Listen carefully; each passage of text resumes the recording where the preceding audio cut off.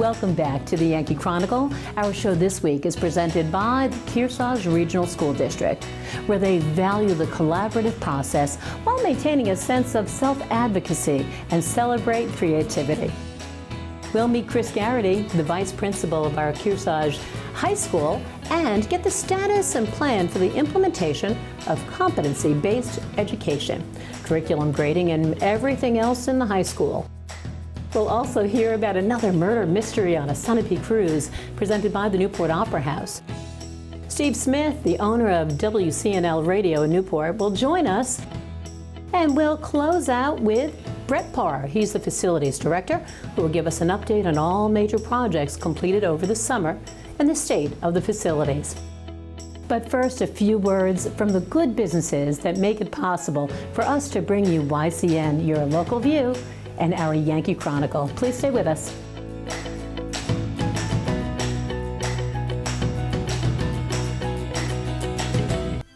This program is supported by the Innertown Record, your weekly hometown community newspaper covering the Kearsarge Sunapee Sunshine region of New Hampshire. The Innertown Record.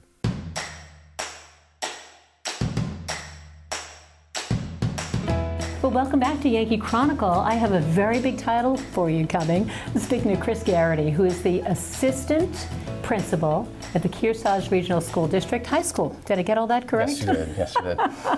Oh, well, congratulations. I know this is, what, your third year in that position? Third year as assistant principal. I've been at the school for 19 years altogether, so 16 years in the classroom. Well, and new role last couple of years. You know what? I was so excited to speak with you because, you know, Abby, my son, all the 30-somethings who remember you as their teacher. Oh, yeah. Back in the day, American government. I know. Yep. And really, what a wonderful teacher. When you're beloved and remembered fondly by, thank you very much. Grown adults, that's a good thing. But, you know, that also brings up my first point, institutional history. Yes. You have a lot of it. Yep. So I've been at the high school for 19 years. We've gone through a lot of changes over the years. But most importantly, in the last several years, we've really gotten our feet under ourselves about competency-based education and really developing the curriculum and instructional methods to support that shift. Perfect. Competencies have been a topic in the state of New Hampshire for quite a while, but I feel like Kearsarge is now in a really good spot to see competency-based education impacting what we're actually doing day to day with our students. Okay, we're going to circle back around to that, but I want to start with the culture and the environment. Yep. Have you seen a shift or a change? I mean, you went through a very big thing with, COVID. Yes. So post-COVID, it's been a difficult transition back, but the last 2 years, students are, reacclimating to the classroom. Teachers are shifting instructional practices and assessment to kind of meet the needs of our students where they are. And competency-based education, to be perfectly honest, helps that with that process. So competency-based education and curriculum, can you explain that in lay terms? Yes. So essentially, competency-based ed means that you have a system that's developed to identify specific skills and knowledge that we're trying to help our students develop and then be able to transfer and apply in real-world situations. So we're looking at multiple opportunities for students to demonstrate their growth, more creative approaches to assessment, and engaging students in ways that don't meet the traditional idea of a classroom. Okay, so when we grew up, it was A, B, C, D, and the dreaded F, right? Yep. But competency-based, is it what it implies? So I have a skill, and once I demonstrate that I've learned that, I can continue? That's the goal, yeah. So we're looking to find benchmarks, and really the language you would hear teachers talking about with students is learning targets. So within each class, you have a competency that identifies the skills and knowledge that you're trying to develop. Within each competency, you're going to have some learning targets that give specific benchmarks for students to work towards. And ideally in a class, you would be working towards those benchmarks multiple times throughout the year, and students get feedback from their teachers along the way. Is that hard as a teacher? I mean, you're constantly assessing skills, and but it's also, I would imagine, beneficial for the student. Yes, the goal is to give as much feedback to the students as we can. It is a shift in kind of practices in the classroom and assessment, but our teachers the last several years, that's what we've been focused on, is really articulating curriculum throughout the district And this year, really hitting the ground running with, okay, how are we doing in providing feedback to students and shifting assessment practices? So making sure that we're giving students multiple opportunities to show what they are able to, what skills they've developed and what knowledge they've acquired throughout the class. So tell me how the parents and families, family members are responding. I mean, it's been a while, so is the language changing? Are they understanding? I mean, the language is changing, and we're really looking at this year also starting to delve into the reporting system and how we're giving feedback to students and grading, which is always the the hot topic. Right. But there are models out there that we're tapping into to see as resources, and we're going to create a system that meets our needs as a district. We're not going to just cookie cutter something and start to implement it. This year is the process of developing a reporting system to give feedback to students that is targeted to the learning that's going on in the classroom. Now, while I have you here, I have to ask you about something Kearsarge has always been very strong, is communication. Yes. So whether parents are concerned about that Common App or what's going on in school, tell me about your commitment to communicating with families. Yeah, they are always welcome to contact us, the administration at the high school, through email, through phone calls. We set up appointments whenever we need to. Our school counseling department is very well staffed and is always willing to meet with families. Questions, they will respond to you in a timely manner, and really any kind of concerns that people have. We're there for the students. That's the whole goal. So open communication. Our principal this year has a parent advisory committee that he's starting. Perfect. So Charles Langell at the high school, they'll be meeting on Thursday evenings once a month. So that's getting up and running. So there are going to be many avenues for communication. That's wonderful. And I'm sure you have a lot of parents who come back to you and say, oh, Mr. Geraghty, I mean, just having you here. And again, the fact that you've had such a strong impact on really grown adults who are doing very well. We have Kearsarge grads all over. Oh, yeah, all over the place. Wonderful and things. I just want to add real quick, a lot of connections with the community. With Competency Based Ed, we're able to push out into the community more. Our Extended Learning Opportunity Program has really blossomed the last 2 years. In this great facility? Yep, this has helped as well, the facility, but just partnerships with local businesses. We have over 100 students currently right now doing extended learning opportunities, which is basically like learning outside of the classroom, partnerships with the real-life community. hands-on Real-life experience. hands-on, applying what they're learning to those situations. And they have a hand in developing them and That's designing wonderful. what they want to learn. So they have empowerment. Yes, lots of empowerment. Chris Geraghty, you are the assistant principal at the high school, and thank you so much for joining us. Please keep up the good work for our students. Thank you very much. After a very successful murder mystery cruise on Lake Sunapee earlier this summer, we'll hear about an encore coming up Sunday evening, presented by the Newport Opera House. Stay tuned. We'll be back after this message from a business that underwrites your Yankee Chronicle on YCN, your local view.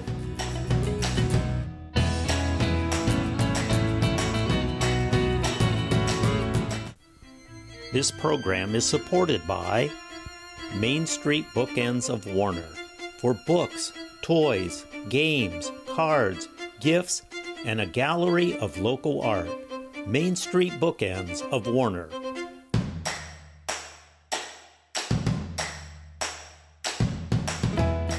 Welcome back to your Yankee Chronicle. I'm Laura James, your host. Now, earlier this summer, the Newport Opera House presented a very fun murder mystery aboard the Lake Sunapee Queen. And it's being brought back by popular demand. Let's hear more. Thanks for that. Yes, it's been a phenomenal thing for us to have the opportunity to take a little bit of our talent on the road, or out in the water, I should say. We came up with an idea of doing a murder mystery on the lake, and so we went to the Sunapee Cruises and were able to work with them to create an incredible event for our patrons. And so we were calling it the Murder Mystery on the Lake Queen, a 1920s inspired interactive event. Our first event back in July sold out within 8 days. So we were able, fortunately, to get another sponsor for our second run of this. And we are now, unfortunately, but fortunately for us, sold out. So our second event is out on the water on Sunday, September 24th. But it's been a wonderful way to get people out, to see them enjoying being on beautiful Lake Sunapee. But also, there were a lot of detectives on board, and we were just astounded with how engaged everyone was in trying to figure out who done it. And it was just the best day out ever. And with the popularity of these 2 sold-out events, we are certainly looking at doing another 2 next summer with a different storyline. So please stay tuned for that. I'm going to share with you our events, some of our events up through the end of 2023. So starting off on Sunday, October 2nd, please come to a family fun event for the magic of magician Dylan Tenney. He was supposed to have been here on our stage back in April, but we had a bit of a time where we had to shut down. So we're very excited that the back area of the Opera House outside our handicap accessible ramp and our exit stairs have now all been repaired, replaced, and we are good to go. So Dylan Tenney really opens up our season. Our next event after Dylan will be a Thursday, October 26th, Painting the Corbin Covered Bridge, Paint and Sip, with artist Patty Warren. She was here back in April for a previous Paint and Sip of the Newport Opera House, and she's coming back again to share her talents with us. This fun event includes your opportunity to come into the Opera House, get a behind-the-scenes tour by myself, a drink ticket, and of course all of the supplies to make your 9 by 12 inch painting of the Newport's beloved Corbin Covered Bridge, and you're supporting the Opera House at the same time. This event is limited to 30 people, and as of right now we only have 15 tickets left for the event. 2 days later, the very favorite and fun annual Halloween masquerade dance with Last Kid Picked is going to be on our stage starting at 8 p.m. and going through to 12 midnight. Now I would like to suggest that if you're interested in coming to this event, that you purchase your tickets early. Last year we sold out, so please keep that in mind for all of our events. Following this, we are welcoming back the Mount Royal Academy Knights Theater to our performance space. We partnered now, this will be our 3rd performance. We partnered with them. We love to have them here, and they are going to be kind of bringing a little bit of holiday to us in November as they perform the classic and favorite Christmas Carol. So make sure to get your tickets for this early as well. That will be on November 11th and 12th, 2023, a Saturday and a Sunday. And following that, we are excited and thrilled beyond words that on Friday, December 1st, we are going to be welcoming the world-famous Glenn Miller Orchestra to our stage here at the Newport Opera House for a 2-hour event. Now, if you like to dance, we'll have a small section of the dance floor in the front area of our main floor. We also will be selling cafe tables for seats, seating 4 people as a table unit, and then we'll have regular seating on the main floor behind that, and our balcony will also be available for sale. So if you're wondering how you get information about what's going on here at the Newport Opera House, the Newport Opera House Association would like to direct you to our website. So you'll see all of the events that we're doing up on this website, but in addition, please follow and like us on our Facebook page, the Newport Opera House Association. That has up-to-date information as it happens and is probably one of the best places to get information. The other thing I'd like to just mention is that we are a 501c nonprofit organization, and we depend on our members, and we are in the midst of a membership campaign. So we'd like to ask you to consider becoming a member of the Newport Opera House Association. And please remember that there's a place for you here at the Newport Opera House.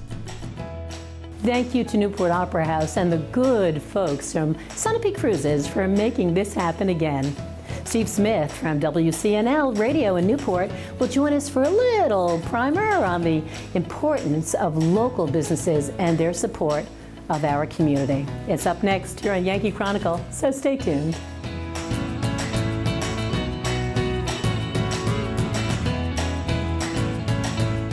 The American Red Cross blood supply is at historically low levels this winter, and we're facing a dangerous situation across the country. Without the blood they need, hospitals may be forced to make tough decisions about patient care. Donors are needed now to ensure blood is available for everyone who needs it when they need it. The good news is, you can help. Make an appointment to give now. Visit redcrossblood.org or call 1-800-RED-CROSS. Patients are counting on you. This program is supported by Echo Communications, a digitally integrated commercial printer and mailer located in New London, New Hampshire since 1997, with roots going back much further as the country press, AccuMail, and the home of the Kearsarge shopper. Echo Communications.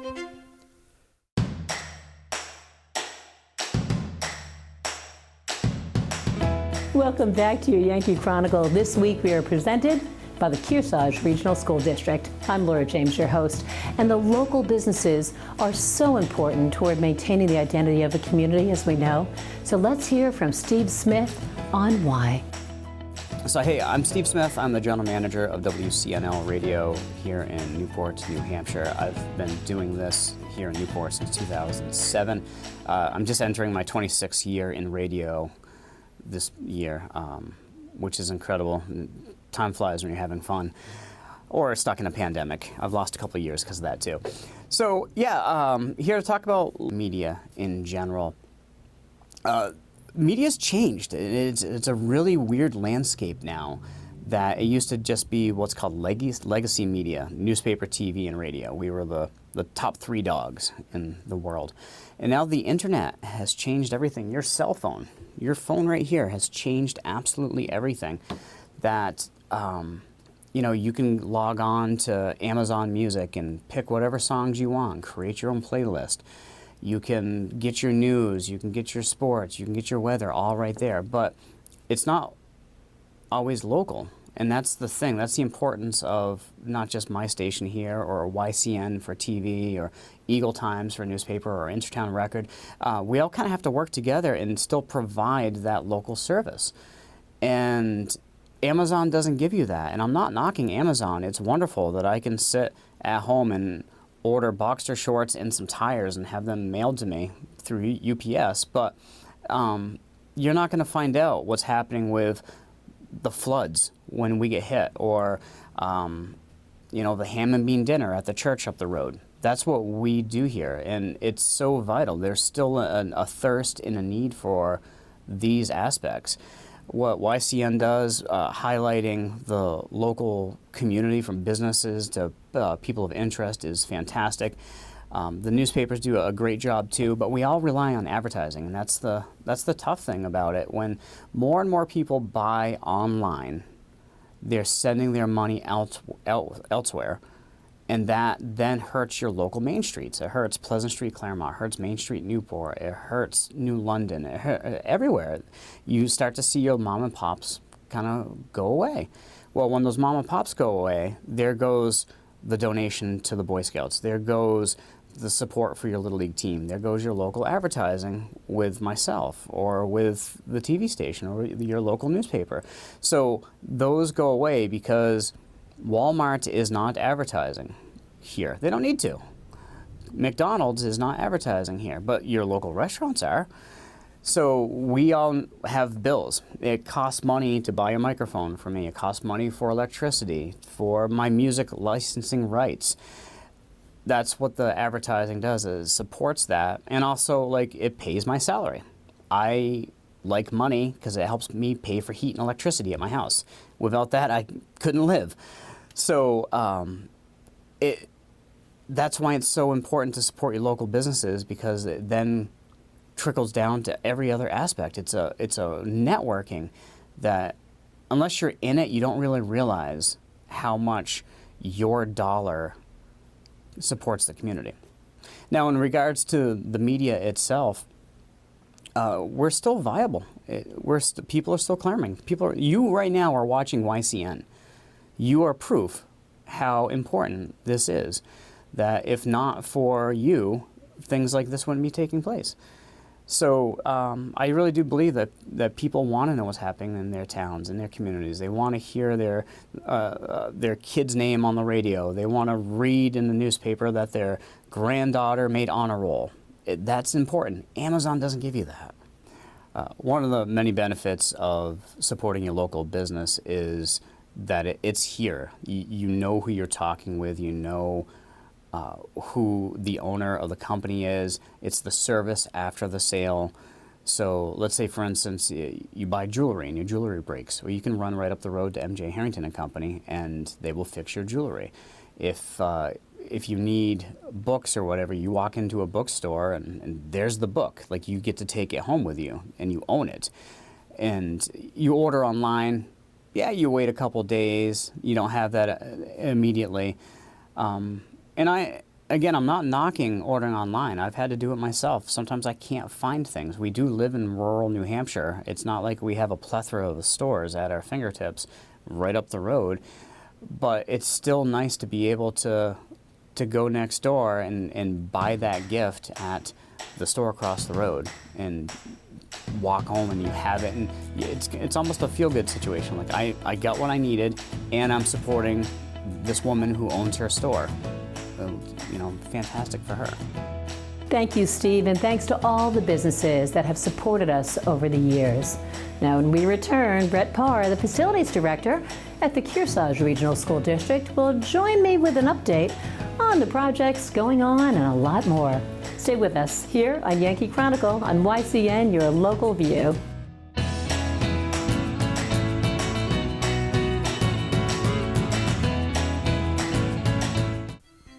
This program is supported by Main Street Bookends of Warner for books, toys, games, cards, gifts, and a gallery of local art. Main Street Bookends of Warner.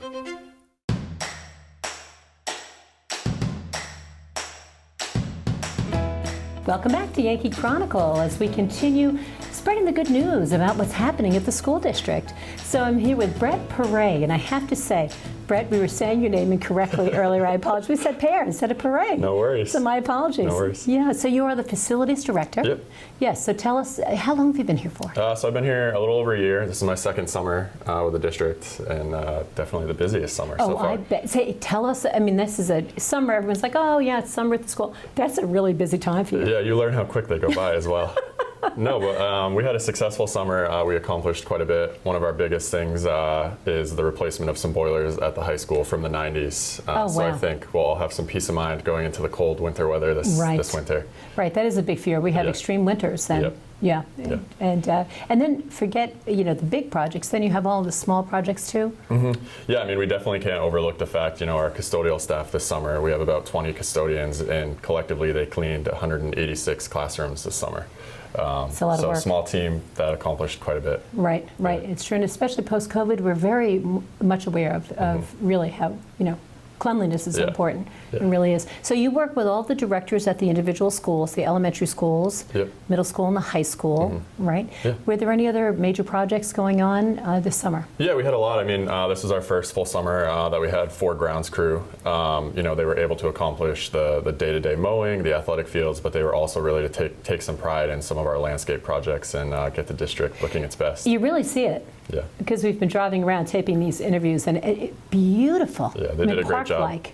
Yeah, and I see the addition of picnic tables and outside seating areas and everything. The playgrounds look wonderful too. Yeah. So that's a big job. Yeah. Okay, so we did that this summer. What happens during the year?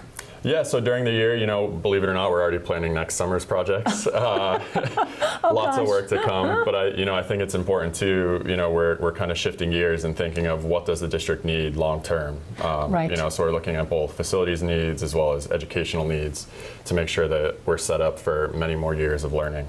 And we will circle around to that because I think that's key, right? That's exactly what you need to look at. But what about, during the school year? Is it hard to be working on projects with students in session, or how does that work? It's definitely challenging. We take advantage of every teacher workshop day or vacations, but we work with really great vendors who are able to accomplish a lot in our buildings while students are still in session. So we're lucky for that, definitely. Without the disruption, Yeah. and right, which isn't easy. No. Yeah, not no. at all. So you mentioned, moving forward, and I know the superintendent was speaking about the direction that we're going in. You're meeting the educational needs, you're meeting the needs of the community who use a space like this. This is the professional development That's correct, building yeah. now, which is beautiful. Yeah, we've seen an influx in members from outside of the district who want to utilize this space for professional workshops or things of that nature. So we're really working to promote that and make sure that we use the space as it was intended for. Which is wonderful. Yeah. Now, what about the educational needs? So you'll sit down with the superintendent, or how does that process work? Yeah, we're still kind of outlining that. We definitely want input from everybody within the district, our teachers, even students at some levels, our principals, just to kind of understand, these buildings are old, a lot of them, right. And we need to make sure that we can offer everything that modern day education encompasses. So just looking at it from a holistic kind of point of view and making sure that we can continue to provide great spaces for our kids. I think holistic is the key word there, Yeah. isn't it? It really is. We'll be speaking at a later date with Lawyer Prewandowski and with Lise Bundy about some technology initiatives. That's a whole other aspect for you, right, as you incorporate technology into the buildings? Yeah, so I work closely with the director of IT, who kind of handles a lot more of the IT. Right. But we have to make sure we can support that as well. And you have the infrastructure in place. Exactly. Yeah. Yep. What's one of your favorite projects you're looking forward to doing coming up? I think one of the favorite projects that we just completed, and it was my first construction project with the district, was the completion of the playground, which I know Superintendent mentioned earlier. Yes. But it was great to be there on day one to see our littlest learners kind of come in and explore the space. So that was pretty That joy pretty on their awesome. face. Yeah. Yeah. The superintendent mentioned the word this year was courage, but his very first word was joy. And that must be wonderful for you to see that. Yeah. You spend all that time and effort. Yep. Yeah, it really is. So, That's great. Well, okay, one last message for our parents and families about what's going on at the schools. All positive moving forward? All positive moving forward, and we're just trying to be as proactive as we can to make sure that we don't have any disruption to learning. And I think over the last couple of years, myself and our other facilities team members have really been able to help us accomplish that. So That's wonderful. Brett Pare, thank you so much for nice to joining meet us. you. I wish Thank you a good school year. Yes, thank you. I want to thank the Kearsarge Regional School District for presenting your Yankee Chronicle these past 2 weeks, where they pursue academic excellence and are a caring, compassionate community who support each other. Now, next week will be presented by the First Baptist Church of New London as they prepare for their annual Faith and Blues celebration, where the local faith community and police come together. Lise Bundy and Laura Prewandowski will join us as well. Now, they're telling us about an offering where middle school girls are given a chance on a program to fly drones. Cool stuff. We'll get a preview of the year's Warner Fall Foliage Festival, and we'll look back at the Pie and Crafts Festival presented by the Library Arts Center. Tune into YCN's live Game of the Week Saturday as the Tigers of Newport host Somersworth in football action at 12:24 p.m., followed at 5:54 p.m. as the Lady Cougar soccer team hosts Fall Mountain. Games replay Sunday and Monday at noon and 7 p.m. on TDS Channels 13 and 1013, NCTV 8, Roku, Apple TV, and for those that don't have cable, our YCNNow.com website carries all our programming on demand anytime. I'm Laura James. Join Abby Peel next week from the First Baptist Church for a fresh edition of your Yankee Chronicle. Enjoy our beautiful fall, everyone.